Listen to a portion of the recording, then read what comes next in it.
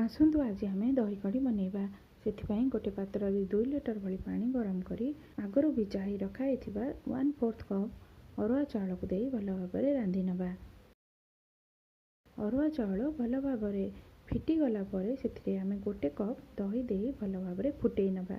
दही जेमिति फाटी न जाए से ताकू मझिरे मझिरे भल भाव घांटुथिबा। एबे से 2टी तेजपत्र किछि हलदी आउ गोटे चामच लुण दे भल भाव रांधि नबा। आउ गोटे डंकी साहाय्य ताकू भल भाव घांटी नेबा। सबुगुड़िक भल भाव मिसी गला परे से आम अध कप चीनी दे भल भाव फुटई नबा। एबे से 2 ରୁ 3ଟି लंका किछि सोरिष आउ भृषंग पत्र दे गोटे छुंक दे दबा। एबे हमर दही कांजी रेडी होइछि।